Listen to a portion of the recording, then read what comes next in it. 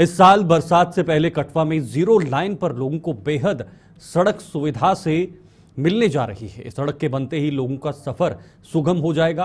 भारत पाकिस्तान अंतर्राष्ट्रीय सीमा से सटे गांव को बेहतर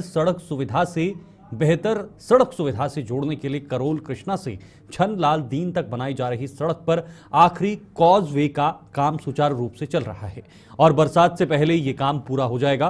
फिलहाल लोगों के आने जाने के लिए अस्थायी तौर पर कच्चा रास्ता भी बनाया गया है। तो देखिए, बरसात से पहले कटवा में जो जीरो लाइन है वहां पर लोगों को बेहतर सड़क सुविधा मिलने जा रही है और इसके बाद जब सड़क वहां पर लोगों को मिल जाएगी, जो आवाजाही है वो सुगम हो जाएगी, लोगों का सफर बेहद आसान हो जाएगा। भारत पाकिस्तान अंतर्राष्ट्रीय सीमा से सटा ये गांव है जहां पर अब सड़कों को बेहतर बनाने की कोशिश सरकारों की तरफ से की जा रही है और ताकि वहां पर जो आवाजाही है, ताकि वहां पर जो आने जाने का रास्ता है, इधर से उधर कहीं चलने का जो रास्ता है, उसमें काफ़ी सहूलियत मिले, जो काफ़ी देर से आम लोगों को नहीं मिल पा रही थी। तो इसी को लेकर ये मुहिम जो है ये शुरुआत की जा रही है। आप फिलहाल रंजीव मेहता हमारे संवाददाता हमारे साथ जुड़े हुए हैं। रंजीव, किस तरह की सहूलियत होगी इन सभी लोगों को इस सड़क जब बनेगी, या ये जो वहाँ से आवाजाही जो हो रही थी, कितनी बड़ी सुविधा है उन आम लोगों के लिए जो बॉर्डर से सटे वाले लोग हैं? देखिए शीतल, मैं यहाँ पे जो इलाके में बना है, इससे करीब 15 पंचायतें जो बॉर्डर इलाके की है उसकी करीब 30 से 40 हजार की आबादी को सीधे तौर पर फायदा जो है वो मिलने वाला है। पिछले 3 सालों से इसका काम जो है वो चल रहा था और अब आखिरी चरण में है। जो करोल कृष्णा के पास जो काजवे है उसका निर्माण कार्य अंतिम चरण में है। अगले 15-20 दिन बाद ये भी बनकर पूरी तरह से तैयार हो जाएगा और लगभग 14 करोड़ की लागत से प्रधानमंत्री ग्रामीण सड़क योजना के तहत बनने वाली ये सड़क लोगों की सुविधा के लिए खोल दी जाएगी। और यहाँ पर तारपुल का काम पिछले साल कंप्लीट कर दिया गया था और जहाँ इस सड़क की बात करूँ तो सामरिक दृष्टि से भी ये सड़क जो है काफी महत्वपूर्ण है, क्योंकि सीमांत इलाका है। इसे अलोंग द इंटरनेशनल बॉर्डर के इलाके से गुजरती हुई ये सड़क सीधे पंजाब के रास्ते को जोड़ती है और फिर जम्मू कश्मीर के जो बॉर्डर का इलाका है उसके इलाके को भी जोड़ती है। तो लोगों को आने जाने में काफी सहूलियत होगी और जितने भी सुरक्षा बल है, सेना हो चाहे बीएसएफ हो, वहाँ पर अगर उनको किसी भी जगह पर पहुंचना है बॉर्डर के इलाके में तो काफी आसानी होगी इस सड़क के रास्ते, क्योंकि काफी देर से ये मांग चल रही थी। पहले ये कच्ची सड़क हुआ करती थी, बीच में नाले पड़ते थे, तो वहां से जो सड़क बंद हो जाया करती थी। खासकर बरसात की बात करूं तो बरसात के दिनों में लोगों के लिए काफी दुश्वारियां हो जाती थी। बड़े स्तर पर लोगों ने इसकी मांग की थी और ये इस मांग को अब पूरा होने जा रही है। कितना समय रंजीव और लगने वाला है इसको, और कब ऐसे लोगों के लिए समर्पित किया जाएगा, और कितनी बड़ी सुविधा है उन लोगों के लिए जिन्हें काफी मुश्किलात हो रही थी, जो लंबे समय से मांग भी कर रहे थे? बिल्कुल शीतल, क्योंकि ये इसका जो अंतिम चरण में काम चल रहा है, काजवे का जो तस्वीरों में साफ तौर पर दिखाई दे रहा है, इसका काम अगले 15-20 दिन तक यहाँ पर तारकोल डालने का काम जो है वो हो जाएगा। जैसे हमारी PMGSY के अधिकारियों से हमारी बात हुई, उन्होंने कहा कि अंतिम दौर में चल रहा है, क्योंकि इसके ऊपर जो इसके रोड है उसके ऊपर तारकोल डालना ये बाकी रह गया, बाकी इसका काम कंप्लीट है। और इसके बाद जो पूरी सड़क के ऊपर जो तारकोल वो डाला गया है और लोगों का आना जाना सुचारू वैसे तो शुरू हो गया है, लेकिन अभी तक कोई यात्री वाहन या पब्लिक ट्रांसपोर्ट इस सड़क मार्ग से नहीं चलता है, जिसके कारण लोगों की मांग है कि यहाँ इस मार्ग पर जो पब्लिक ट्रांसपोर्ट है उसको भी सुचारू किया जाए, ताकि लोगों को आने जाने में मुश्किल का सामना जो है वो ना करना पड़े। क्योंकि बॉर्डर का इलाका है, बच्चों को काफी दूर तक हीरानगर या पटुआ पढ़ने के लिए जाना पड़ता है। तो अगर सड़कें सही होंगी या लोग अपने समय पर साथ पहुंचेंगे और समय पर अपने घर भी पहुंच सकते हैं, क्योंकि अगर सीधी बस सेवा इस इलाके से लगती है तो लोगों को काफी फायदा होगा। बिल्कुल, देखिए, बॉर्डर के इलाके हमेशा, या बॉर्डर के जो रहने वाले लोग हैं उन्हें हमेशा दरकिनार किया गया है, लेकिन क्या रंजीव अब ऐसा वक्त आ चुका है जो दूर दराज इलाकों में रहने वाले लोग हैं, जिनकी मांगे हैं बुनियादी सुविधाएं, जिसमें सड़क है, जिसमें पानी, बिजली, बाकी चीज़ें हैं, क्या अब वो वक्त आ गया है उन लोगों तक ये सुविधाएं पहुंच पा रही हैं? बिल्कुल शीतल, आपने सही कहा कि अब समय आ चुका है कि जो दूर दराज के इलाकों में लोग रहते हैं उनको वहां पर उनके गांव में ही मूलभूत सुविधाएं दी जाए। खासकर बॉर्डर की बात करूं तो वहां पर मूलभूत सुविधाएं होंगी तभी वहां पर लोग जो है वो रह पाएंगे, नहीं तो वह लोग पलायन के लिए मजबूर हो जाते हैं। पिछले 5-6 दशकों में हमने देखा कि बॉर्डर से आधी आबादी जो है पलायन करके शहरों में या ऊपरी इलाकों की तरफ आ चुकी है। ठीक है। एक तो सीमा पार से गोलीबारी का डर और ऊपर से सुविधाओं का टोटा, तो जिसके चलते सुविधा ना मिलने के कारण लोग यहाँ से पलायन करते थे। लेकिन अब सुविधाएं उनके घर द्वार पर ही मिल रही है। हर एक सुविधा उनके घर पर है। बॉर्डर की बात करूं तो मात्र ठीक है, बहुत बहुत धन्यवाद रंजीव हमारे साथ ज्वाइन होने के लिए। देखिए, हर किसी बुनियादी विकास के लिए सबसे पहले सड़क का बनाना बेहद ज़्यादा ज़रूरी है। अब जबकि जो आईबी से सटे लोग हैं, बॉर्डर से सटे लोग हैं, उन तक सड़क पहुंचेगी तो जाहिर सी बात है बाकी स्कूल हो, अस्पताल हो या बाकी अन्य चीज़ें हो, उनमें भी सरकार को वहां पर पहुंचाने में आसानी रहेगी। आगे बढ़ेंगे, अब बात डोडा की करेंगे। डोडा के देसा इलाके की गेय पंचायत में जल जीवन मिशन के तहत पाइपें बिछाए जाने के बावजूद लोगों को पानी की सप्लाई नहीं हो रही है। खास बात यह है कि इन पाइपों को जमीन के अंदर बिछाने के बजाय जमीन के ऊपर ही बिछाकर नींबू की जमकर धज्जियां उड़ाई गई हैं।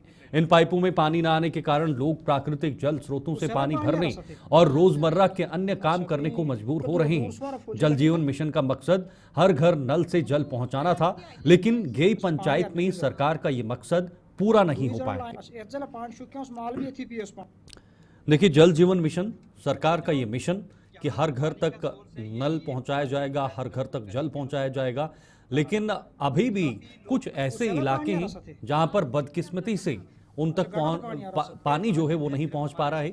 ये एक बहुत बड़ी बदकिस्मती है कि जल, हमने बचपन से पढ़ा है अपनी किताबों में भी कि जल ही हमारा जीवन है, जल ही हमारा कल है, जल ही बुनियादी सबसे बड़ी ज़रूरत है जीने के लिए, जीवन के लिए। लेकिन उसके बाद भी प्रशासन जो है या संबंधित विभाग जो है वो इस ओर गंभीर नजर नहीं आ रहे हैं, जिसका सीधा खामियाजा हम लोगों को भुगतना पड़ता है।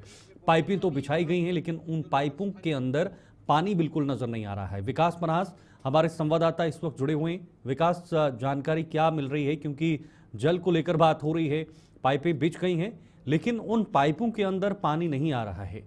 क्या वजह है कि वहां पर पानी नहीं पहुंच पा रहा है? पाइपों को बिछाने के बाद भी जो सरकार का मिशन है उस पर ग्रीन सिग्नल नहीं मिल रहा है।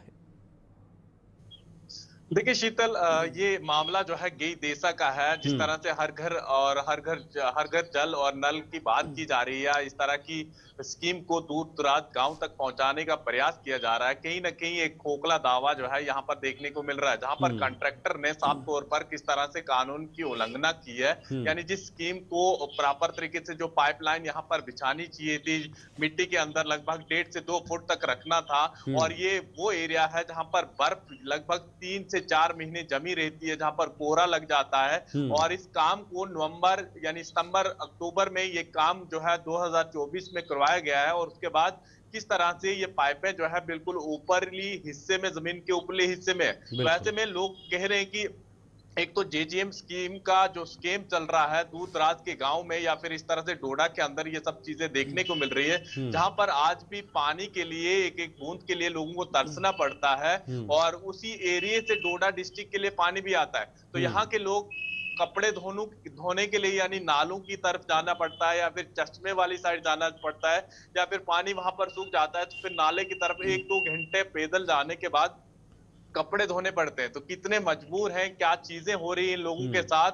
जो पिछड़ा हुआ इलाका है आज भी गेय देसा, जहां पर लोगों को सड़क के लिए आज भी रोना पड़ रहा है, कई जगहों पर बिजली नहीं है, तमाम चीजें। बिल्कुल, लेकिन विकास, जो दावे खोखले जिसकी बात आप कर रहे हैं, ये पाइपें भी खोखली ही नजर आ रही हैं। क्या कारण है? क्या वहां पर पानी नहीं है, या पानी का जो सर्कुलेशन है, कैसे पानी पहुंचाना है घरों तक, कैसे वहां तक पहुंचाना है, वो प्रॉपर तरीके से नहीं हो पा रहा है? क्या वजह है? देखिए, देसा जो वैली है या पूरा देसा एरिया है, उस एरिया में पानी काफी ज्यादा है और वहीं का पानी पूरा डिस्ट्रिक्ट डोडा जो है पीता है, क्योंकि वहीं से जो पाइपलाइन है वो डोडा डिस्ट्रिक्ट यानी सिटी के अंदर तक पहुंचाई गई है। और वही पानी और वहीं के लोगों को अगर पानी की बूंद बूंद के लिए तरसना पड़ रहा है तो कहीं ना कहीं लापरवाही जो है पीएचई विभाग की है या फिर उस कंट्रैक्टर की है, कहीं ना कहीं उन पॉलिटिकल लीडर की है जिन्होंने इस काम को पूरा नहीं किया, प्रॉपर गाइडलाइन से नहीं किया, जहां पर अनदेखी देखने को मिल रही है। जहां पर देखिए आज भी लोग जो है अगर पानी के लिए तरस रहे हैं या फिर आज भी वहां की महिलाओं को घर छोड़कर इतने दूर तक अपने कपड़े धोने जाना पड़ता हो, तो सोचिए वो लोग जो है सोच करने अपने घरों से कहां बाहर जाना पड़ता होगा, क्योंकि बाथरूम की फैसिलिटी जहां पर मिली हो वहां पर पानी ना हो, पानी पीने के लिए नालों से लाना पड़े, चश्मे से लाना पड़े। तो ये लोग चाहते हैं कि इसके ऊपर कोई इंक्वायरी हो और साथ में उस कंट्रैक्टर के ऊपर भी अगर पाइपलाइन को बिछाया गया है प्रॉपर तरीके से क्यों नहीं बिछाया गया। ये तो विकास, इसे तो दोहरी लापरवाही कहा जा सकता है ना। एक तो पाइपें आपने बिछा ली हैं लेकिन वो जमीन के अंदर नहीं है, दूसरा आपने पाइपें बिछा ली है लेकिन उनमें पानी ही नजर नहीं आ रहा है। ये तो दोहरी लापरवाही है। देखिए कॉन्ट्रैक्टर को काम अगर यहाँ पर पाइपें बिछाने का मिला है तो कहीं ना कहीं उसने इसकी उल्लंघना भी की है, क्योंकि जो इसका पैरामीटर होता है यानी इसकी जो गाइडलाइन होती है कि लगभग 1.5 से 2 फुट तक आपको नीचे मिट्टी में दबानी होती है पाइपें, क्योंकि यहाँ पर कोहरा लगता है और बर्फ गिरती है या फिर गर्मियों में सर्दियों में यहाँ पर जानवर जो घरों में होते हैं, जो लोगों के वो चलते हैं, ये पाइपें टूट सकती हैं, तमाम चीजें हो सकती है। इसकी देख रेख के लिए मिट्टी में दबाना होता है, यानी सिर्फ काम यहाँ पर हुआ है लेकिन जो लोगों को बेनिफिट मिलना चाहिए था वो नहीं मिल रहा है। और लोग चाहते हैं कि जिन लोगों को हमने वोट दिए हैं वो उस पे बात करें ताकि आने वाले समय में इसका दोबारा से रिपेयरिंग हो, दोबारा से काम हो और अच्छे तरीके से हो, ताकि ये पाइपलाइन जो है सदियों तक बची रहे, वरना ये कोहरे या बर्फ की वजह से खत्म हो जाएंगी और ना ही पानी पहुंचेगा और ना ही इन लोगों को आज भी तरसना पड़ेगा। ठीक है, बहुत बहुत शुक्रिया विकास ये जानकारी देने के लिए। बहुत ये बड़ी बात है कि वहाँ पर पाइप तो बिछाई गई है, पानी नहीं है, और जो कॉन्ट्रैक्टर्स होते हैं जिन पैरामीटर्स के साथ उन्हें काम करना होता है, जिस तरीके से उन्हें काम करना होता है उसके साथ काम नहीं होता, फिर जिसका खामियाजा आम लोगों को ही भुगतना पड़ता है और आम लोग अपने बर्तनों को लेकर पानी के लिए उन्हें प्रदर्शन करना पड़ता है। इधर जम्मू संभाग के चिनाब रीजन के अधीन आने वाले जिलों में सबसे ज्यादा सड़क हादसे पेश आने के बावजूद सार्वजनिक वाहनों के चालक अपनी मनमानी से बाज नहीं आ रहे हैं। इसका एक और जीता जागता उदाहरण देखने को मिला है डोडा जिले में, जहां 24 सवारियों वाली क्षमता की एक मिनी बस को पुलिस ने जब्त कर एफआईआर दर्ज कर दिया है। इस मिनी बस में क्षमता से लगभग दोगुनी यानी 49 सवारियों को भरा गया था, जिससे डोडा भरत मार्ग पर जब्त कर लिया गया है। तो ये जो खबर आप सुन रहे हैं आप भी चौंक जाएंगे। आप इसलिए चौंकेंगे क्योंकि ये इलाका जो है ये डोडा किश्तवाड़ का इलाका है, ये चिनाब वैली का इलाका है, जहां पर चिनाब से सटी सड़कें होती हैं, गहरी गहरी खाइयाँ होती हैं और कई ऐसे हादसे इस चिनाब रीजन में हुए हैं, चिनाब वैली में हुए हैं, जहां पर कई लोगों ने अपनी अपनी जानें गंवाई हैं। लेकिन उसके बाद भी जो वहां पर चल रहे चालक होते हैं, जो बसेस में या जो उनके साथ मिनी बसेस जो जिन पर वो चालक होते हैं, उन पर जो है वो बड़ी लापरवाही करते हुए तभी इसका कारण या इसका जो नतीजा होता है वो हादसे में तब्दील होता है। वसीम गत्तू संवाददाता डोडा से जुड़े हुए हैं, क्योंकि जहां पर 25 या 24 की कैपेसिटी थी, ये यहां पर 49 से 50 सवारी बिठाए गए हैं, डबल। वसीम, बहुत ही इस तरह की खबरें जब आती हैं तो एकदम से सोचने पर हर व्यक्ति मजबूर हो जाता है कि आखिर क्यों इस तरह की लापरवाही होती है, क्यों जान से खेला जाता है। 24 की कैपेसिटी है और 50 लोग इसमें बिठाए गए हैं। बिल्कुल चेतन, देखिए ये डोडा से सजान की तरफ गाड़ी जा रही थी और जब ट्रैफिक पुलिस को इत्तला दी गई और इसमें देखा गया, जो वीडियो हमारे पास आई, इसमें आप देख सकते हैं कि जो ही इसको पुलिस नाके के पास जो भरत रोड का पुलिस नाका, वहां पर इसको गाड़ी को रोका जाता है और इसमें डबल यानी कि जो 24 की कैपेसिटी है 25 लोग इसमें एक्स्ट्रा बिठाए गए हैं और 49 कुल मिला के सारे लोग इस गाड़ी में बैठते हैं और इससे ज्यादा सड़क हादसे के अंदर यानी कि जिला डोडा के अंदर होते हुए नजर आ रहे हैं। हालांकि लोगों को अवेयर किया, ट्रैफिक पुलिस ने भी लोगों को अवेयर किया। हाल ही में आपने देखा था ट्रांसपोर्ट कमिश्नर जम्मू कश्मीर के विशेषपाल महाजन जी यहाँ पे उन्हें लोगों को ट्रांसपोर्ट के साथ जो लोग जुड़े हुए हैं उनको बुलाया गया था, उनसे मीटिंग की गई थी और ये जानने की कोशिश की थी आखिर सड़क हादसे थमेंगे कैसे। अब हम देख रहे हैं कि कुछ जहां पे लोग इतला दे रहे हैं कि इन इलाकों के अंदर ओवरलोडिंग देखी जाती है, तो ट्रैफिक पुलिस और जिला की जो पुलिस है वो काम करती हुई नजर आ रही है और ऐसे लोगों के ऊपर एफआईआर लॉन्च करी है। एफआईआर 84 जो है इस पे लगाया गया है, 84 नंबर जो है इस पे लगाया गया है और इसके तहत जो है कार्रवाई की जा रही है और उन लोगों को अवेयर किया जा रहा है जो लोग अवेयर नहीं है, जो इस तरह की मनमानी कर रहे हैं, और ऐसे लोगों के ऊपर आज देख रहे हैं कि संज्ञान भी लिया जा रहा है। लेकिन वसीम, अक्सर समय समय पर ट्रैफिक पुलिस का एक्शन होता है, पुलिस एक्शन करती है, लेकिन उसके बाद भी उस बात का असर ज्यादा देर तक नहीं देखा जाता है। और इसमें न सिर्फ ट्रैफिक पुलिस की जिम्मेदारी है बल्कि आम व्यक्ति की भी जिम्मेदारी है, उस सवारी की भी जिम्मेदारी है जो उस बस पर बैठता है, और उसकी भी जिम्मेदारी है जो इसका वहां पर चालक होता है। तो इस जिम्मेदारी को तो समाज निभाने के लिए बिल्कुल भी तैयार नजर नहीं आ रहा। शीतल, देखिए आपने बड़ा अहम सवाल पूछा और इससे पहले आपने देखा था इसी तरह से एक गाड़ी के ऊपर एफआईआर लॉन्च की थी जिसमें हमने देखा था कि कैपेसिटी से ज्यादा यानी कि डबल लोग उसमें भी बैठे थे, जो एक मिनी बस थी। हम देख रहे थे कि जो लोग गाड़ी के अंदर बैठे हुए थे वो लोग ड्राइवर को बचाने की कोशिश कर रहे थे, शेल्टर करने की कोशिश कर रहे थे और उनका ये भी मानना था कि हम प्रोटेस्ट करेंगे। और फिर पुलिस ने वक्ती तौर पर वो मामला जो है दर्ज किया और लोगों को भी अवेयर किया। जहां तक लोगों का मानना है कि इन इलाकों के अंदर कम गाड़ियां, यानी कि जहां पे 5 गाड़ियां इस रूट पे चलनी चाहिए वहां हम देखते हैं कि 2 या 3 गाड़ियां चलती हैं। वो बात पे हमने एडमिनिस्ट्रेशन तक पहुंचे और एडमिनिस्ट्रेशन ने पूरा यकीन दिया। लेकिन वसीम, उसके लिए कोई वैकल्पिक मार्ग भी है प्रशासन के सामने, वो वहां पर आरटीसी बसेस का इस्तेमाल कर सकते हैं। बिल्कुल, देखिए यकीन दहानी हमें जरूर करवाई गई है ट्रांसपोर्ट कमिश्नर की तरफ से। उनका यह मानना है कि जल्द से जल्द इन रूट्स पे आप देखेंगे जहां पे लोगों का मानना है कि 2 से 3 गाड़ियां एक्स्ट्रा होनी चाहिए, तो जरूर आप देखेंगे आने वाले टाइम में। मगर इस तरह नहीं होना चाहिए जहां पे हम देख रहे हैं कि गाड़ी की कैपेसिटी 10 की है या 15 की है, वहां पे हम 30 लोग या 35 लोग देखेंगे। ये अपने आप को ये लोग खतरे में डाल रहे हैं। और जहां तक अब हम देख रहे हैं कि लोग अवेयर होते हुए भी नजर आ रहे हैं।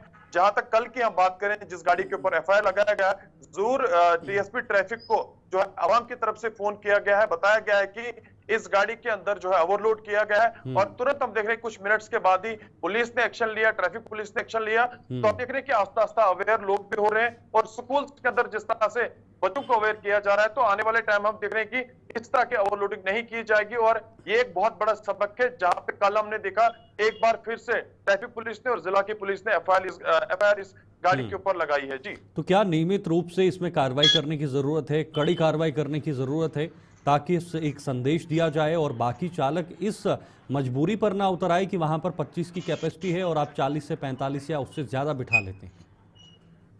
बिल्कुल शीतल, देखिए आज सिविल सोसाइटी काफी ज्यादा खुश है, यहाँ की आवाम खुश है, क्योंकि इस तरह की कार्रवाई अगर जिला पुलिस करेगी तो लोग जरूर काफी खुश नजर आएंगे। लोगों का मानना है कि फिलहाल इस शख्स को जेल तक पहुंचाना जरूरी है, क्योंकि सबसे ज्यादा शीतल इसी चुनाव क्षेत्र के अंदर सड़क हादसे हो रहे हैं। इतने ही ज्यादा लोग मिलिटेंसी में नहीं मरे हैं जितने लोग इस सड़क हादसों की वजह से यहाँ पे मरे हैं। तो इस तरह से अगर पुलिस काम करेगी, जिला की एडमिनिस्ट्रेशन काम करेगी, तो जरूर उन लोगों को अप्रिशिएट किया जाएगा। जी शीतल, ठीक है, बहुत बहुत शुक्रिया आपका वसीम, ये खबर दिखाने के लिए। ये लोगों तक खबर दिखाना और बताना बहुत ज़्यादा ज़रूरी इसलिए भी है क्योंकि जो चिनाब वैली का इलाका है, जैसे हमारे सहयोगी ने कहा कि उतने लोग आतंकवाद के दौर में भी जिन्होंने अपनी जानें नहीं गंवाई हैं जितनी जानें इस रोड एक्सीडेंट्स में जो सड़क हादसे हुए हैं उनमें गंवाई हैं। तो ऐसे में अब सवाल उठता है कि आखिर कब तक ये सिलसिला इसी तरह से चलता रहेगा। आगे बढ़ेंगे। पुंछ में आज एक फ्री मेडिकल कैंप की शुरुआत हुई जो डाक बंगला में लगाया गया है। 2 दिनों के इस मेडिकल कैंप का आयोजन जम्मू के एक नामी गिरामी निजी स्वास्थ्य संस्थान द्वारा किया गया है, जिसका उद्घाटन जिला के डीसी विकास कुंडल ने किया है। इस कैंप में कई जाने माने डॉक्टरों की टीम विभिन्न किस्म की बीमारियों से जूझ रहे लोगों के स्वास्थ्य की जांच कर रही है और उन्हें दवाएं भी बिना किसी शुल्क के दी जा रही हैं। पुंछ के chief medical officer doctor Parvez Ahmed Khan भी कैंप के उद्घाटन के मौके पर मौजूद थे।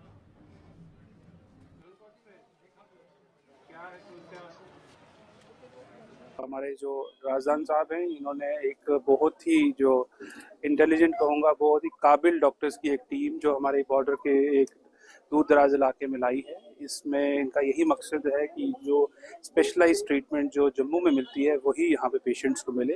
ये एक दिन का ये कैंप इन्होंने ऑर्गेनाइज किया है और इसका प्रचार पिछले 3-4 दिन से चल रहा था और काफ़ी लोग जो हैं वो यहाँ पे आए हैं डॉक्टर से अपनी सेवाएं लेने के लिए। मैं इनको बहुत ही पास्ट में भी ऐसे इनिशिएटिव्स करते रहे हैं और मैं होपफुल हूँ कि फ्यूचर ये कैंप भी जो आज वो बहुत सक्सेसफुल होगा और आगे भी ऐसे कैंप्स जो है हमारे दूर दराज इलाके पूंछ डिस्ट्रिक्ट में लगाते रहेंगे। हम लोग ये 16वां मेडिकल कैंप कर रहे हैं जो बिल्कुल फ्री हो रहा है।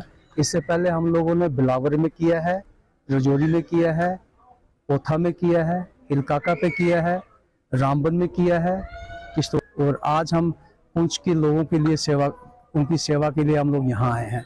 और मेरे साथ 8 डॉक्टर हैं जो स्पेशलाइज्ड डॉक्टर हैं, जिनमें डॉक्टर अजय बकनू हैं जो गायनोकोलॉजिस्ट हैं, उसके बाद डॉक्टर दीपक पठानिया हैं जो हमारे नेफ्रोलॉजिस्ट हैं, उसके बाद डॉक्टर सतवीर सिंह हैं जो हमारे ऑर्थोपेडिशियन हैं, उसके बाद हमारे पास डॉक्टर आंचल कोतवाल हैं जो यूरोलॉजिस्ट हैं, डॉक्टर महरोज मिर्ज़ा कार्डियोलॉजिस्ट हैं जो एंजियोग्राफी वगैरह एंजियोप्लास्टी करते हैं, और उसके बाद मेरे पास डॉक्टर शौर्य प्रताप सिंह है पेडियाट्रिशियन है, डॉक्टर विकास हीर है जो ऑन्को सर्जन है, और डॉक्टर वीरेंद्र पाल सिंह जो हमारे इमरजेंसी मेडिकल ऑफिसर हैं।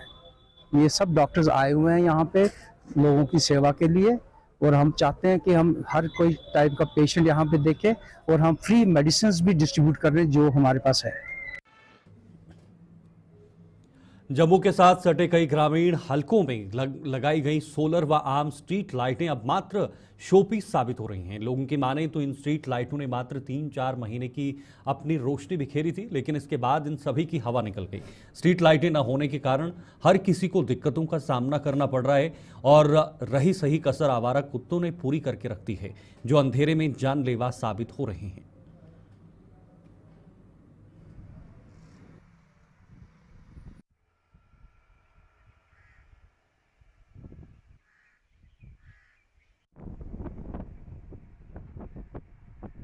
ਸਾਨੂੰ ਇਹ ਆ ਵੀ ਪਹਿਲੇ ਲਾਈਟਾਂ ਲੱਗੀਆਂ ਸੀ, ਸੋਲਰ ਲਾਈਟਾਂ ਵੀ ਲੱਗੀਆਂ ਸੀ, ਵੱਡੀਆਂ ਲਾਈਟਾਂ ਵੀ ਲੱਗੀਆਂ ਖੰਭਿਆਂ ਨਾਲ, ਉਹ ਖਰਾਬ ਹੋ ਗਈਆਂ ਨੇ ਤੇ ਉਹਦੇ ਵਿੱਚ ਰੋਸ਼ਨੀ ਨਹੀਂ ਆਉਂਦੀ ਹੈ, ਖਰਾਬ ਨੇ। ਹਨੇਰੇ ਬਾਹਰ ਜਾਣਾ ਸਵੇਰੇ ਲੋਕਾਂ ਨੇ ਸੈਰ ਸਪਾਟਾ ਕਰਨ ਜਾਂਦੇ ਨੇ ਤਾਂ ਵੀ ਖਤਰਾ ਰਹਿੰਦਾ, ਅੱਗੇ ਹਨੇਰਾ ਹੁੰਦਾ ਫਿਰ ਲੋਕੀ ਵਾਪਸ ਆ ਜਾਂਦੇ ਨੇ।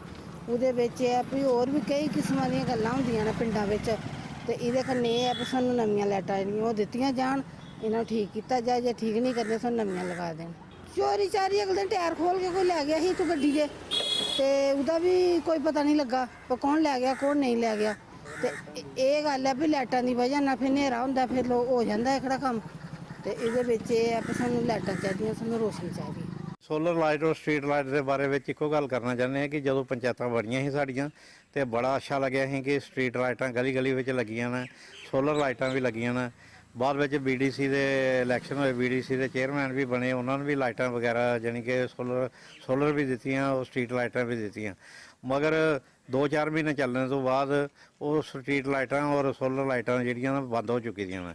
ਔਰ ਅਸੀਂ ਗਵਰਨਮੈਂਟ ਅੱਗੇ ਅਪੀਲ ਕਰਨੇ ਆ ਕਿ ਰੂਰਲ ਡਿਵੈਲਪਮੈਂਟ ਅੱਗੇ ਖਾਸ ਕਰਕੇ ਅਪੀਲ ਕਰਨੇ ਆ ਕਿ ਇਹ ਸੋਲਰ ਲਾਈਟਾਂ ਨਾਲ ਜਿਹੜੀਆਂ ਨਾ ਇਹਦਾ ਫਾਇਦਾ ਜ਼ਿਮੀਂਦਾਰਾਂ ਨੂੰ ਔਰ ਖਾਸ ਕਰਕੇ ਬਜ਼ੁਰਗ ਸਵੇਰੇ ਜਾਂਦੇ ਨੇ ਜਾਂ ਸ਼ਾਮੀ ਜਿਹੜੇ ਸੈਰ ਸੂਰ ਕਰਨ ਜਾਂਦੇ ਨੇ ਉਹ ਬਹੁਤ ਜ਼ਿਆਦਾ ਹੀ, ਕਿਉਂਕਿ ਹਨੇਰਾ ਹੁੰਦਾ ਤੇ ਹਨੇਰੇ ਕੁੱਤੇ ਪੈ ਜਾਂਦੇ ਨੇ।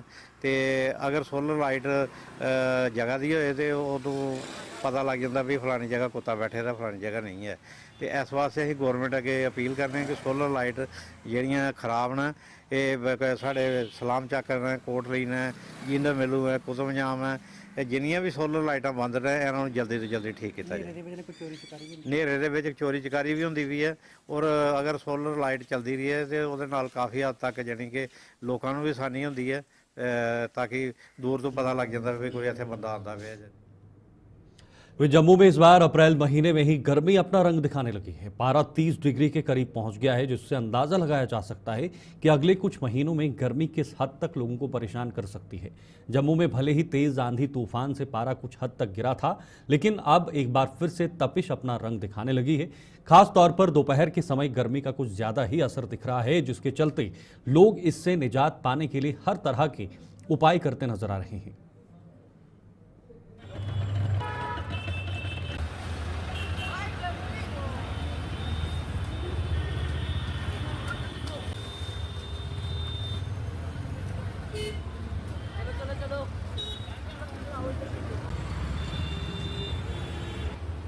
चला रहे हैं ना, उसके लिए ये है कि अभी देखिए अप्रैल महीने की जो है शुरुआत हुई है। अप्रैल महीने की शुरुआत में ही अगर इतनी गर्मी है तो आने वाले महीने जो मई, जून, जुलाई, अगस्त जो है उसमें कितनी भीषण गर्मी होगी।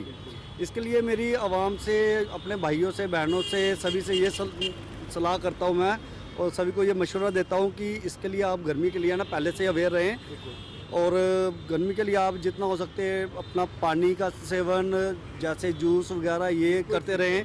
और हम अपना तो कर रहे हैं और जो भगवान के द्वारा बनाए गए जो परिंदे उनके लिए घर में छतों पे पानी का संचार रखें, जिससे कि हम अपना तो साथ में करें और जो बेजुबान जीव हैं उनके लिए भी देखें। डॉक्टर भी यही सलाह देते हैं कि जूस जितना हो सकता है उतना आप उसका सेवन कीजिए। और गर्मी में जब भी निकलते हैं, खासकर बहनें निकलती है चेहरा पूरा ढक के, भाई निकलते हैं छाता ये वो सभी उसका वो करें।